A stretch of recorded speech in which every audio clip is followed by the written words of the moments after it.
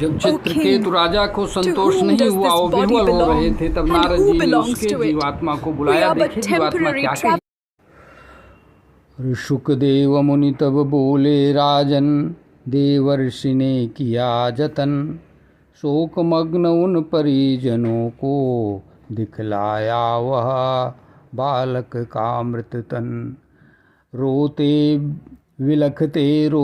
बिलखते कुटुंबियों को करते हुए आश्वस्त, बोले नारद उस जीवात्मा से जो था मृत्यु पाश से ग्रस्त।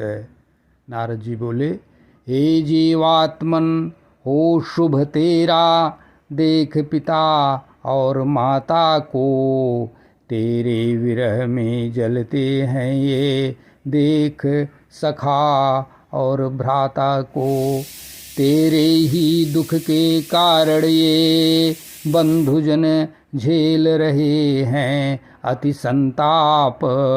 शोक मग्न होकर ये सारे कर रहे हैं करुण विलाप। इस निज देह में पुनः प्रविष्ट हो जाओ, जी लो अपनी शेष आयु। मित्रों के संग सुख से रह कर तू, जब तक तन में रहे प्राणवायु। पिता प्रदत्त सभी भोगों को कर ले तू फिर से स्वीकार, राज सिंहासन पर बैठो तुम, संभालो अपना यह राज दरबार। तो जीव बोला, जब नारद जी इस प्रकार कहे, बुलाए जीवात्मा को, तो जीव बोला, किस जन्म के हैं ये बताएं मेरे माता और पिता, कर्म चक्र में भटका हूँ मैं, यह है मेरी सत्य कथा।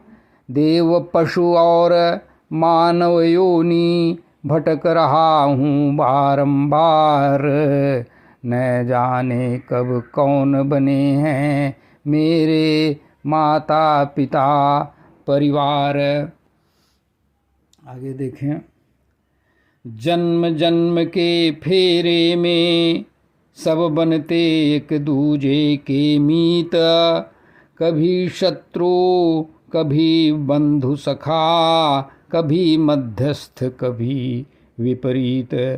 क्रमशः सब ही सबके होते, न अपना कोई और न पराया। इस भावसागर के चक्र में सबने हर नाता है निभाया। जैसे सोना या माल कोई एक हाट से दूजे हाट, व्यापारी से व्यापारी तक तय करता है अपनी बाट।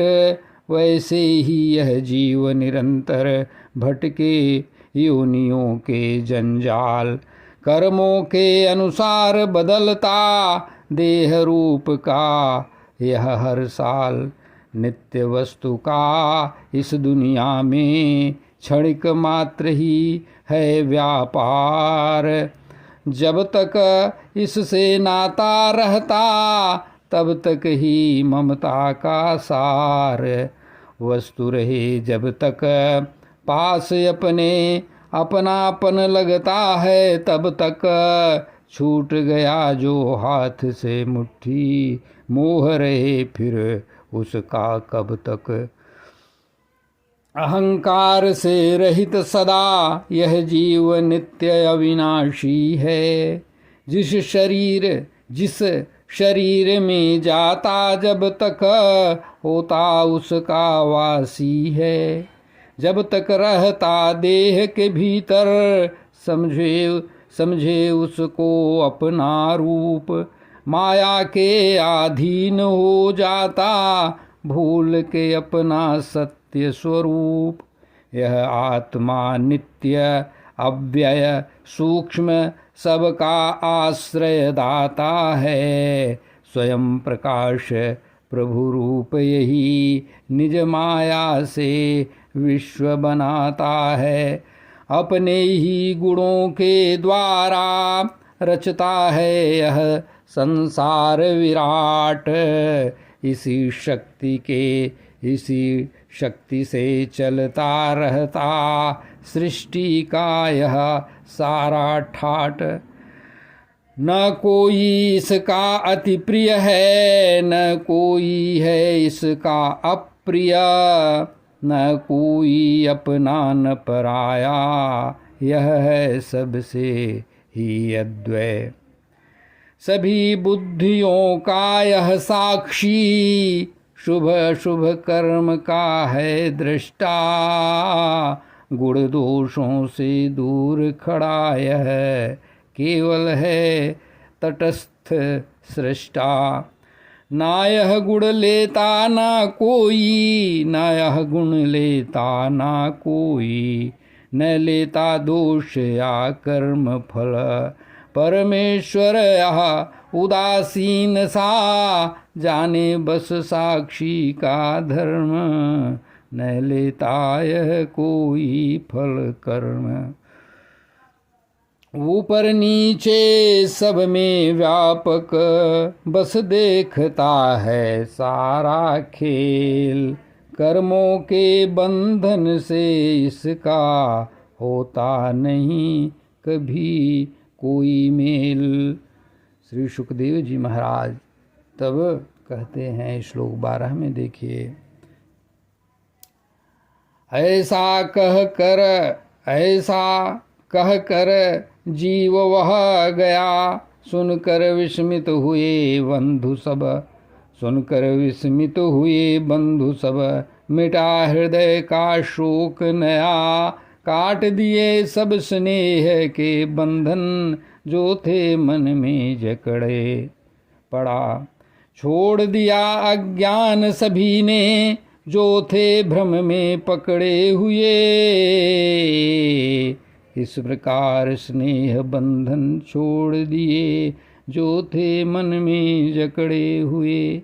लेकर मृतदेह को तब सबने, किए उचित अंतिम संस्कार।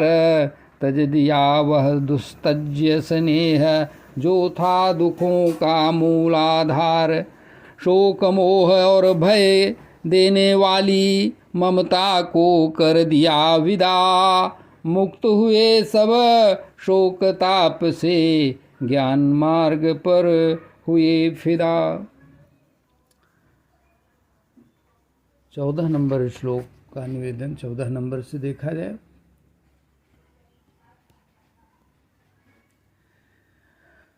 बाल घात की रानियां लज्जित हुई अपार।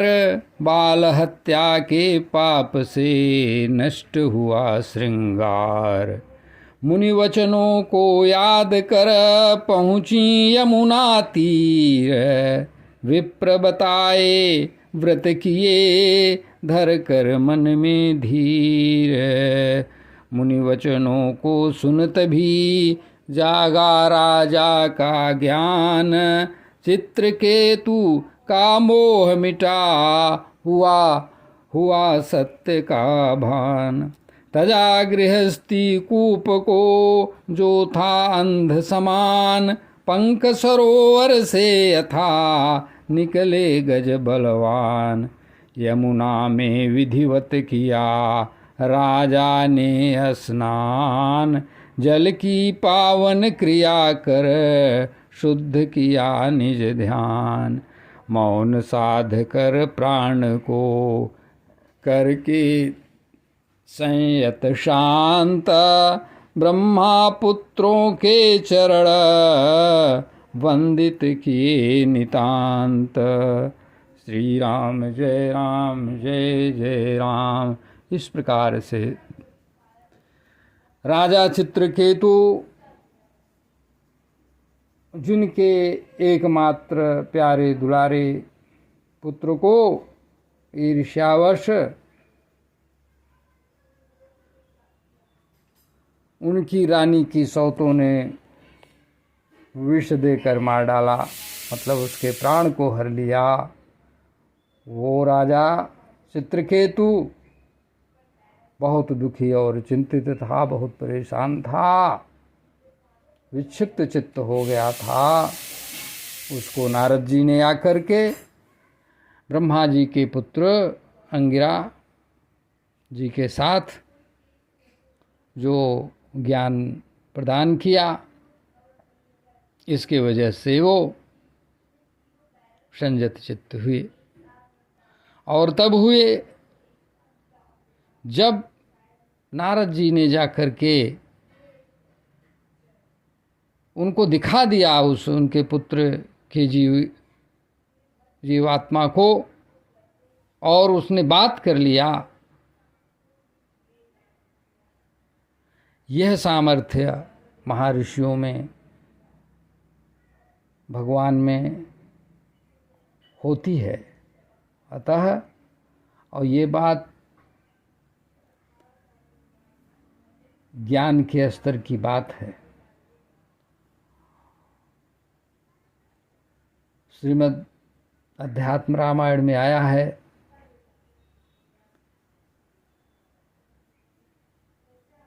कि अपने ऐसे कंडीशन में वैराग्य को प्राप्त कर लेना चाहिए, वैराग्य धारण कर लेना चाहिए, क्योंकि संसार में कुछ विशेष है नहीं, कुछ है नहीं। यह ऐसा संसार है जैसा सेमर फूल इत्यादि। आगे निवेदन करते हैं। अथ तस्मै प्रपन्नाय भक्ताय प्रयतात्मने भगवान् नारद प्रीतो विद्यामेतामुवाच। अर्थात हे भगवान वासुदेव, आपको नमस्कार है, हम आपका ध्यान धरते हैं। हे श्रीमान प्रद्युम्न अनिरुद्ध और श्रीमान श्री संकर्षण भगवान, हम आपको सादर प्रणाम करते हैं। इस प्रकार से संतुष्ट होकर संसार से चित्त स्थिर करके देवर्षि नारद जी ने चित्रकेतु ऐसे सुपात्र को जब देखा कि ये शरणागत है, तो उन्हें इस प्रकार उपदेश देते हैं। उसका तात्पर्य यह है,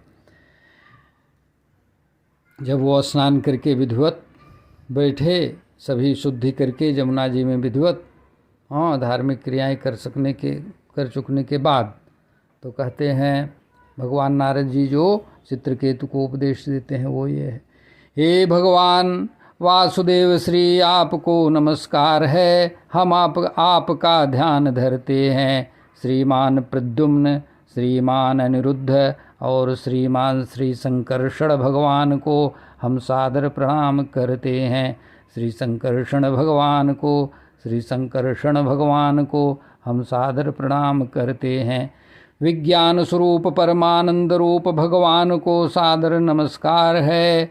द्वैत दृष्टि निवृत्त शांत आत्माराम आप सरकार हैं, आपको नमस्कार है।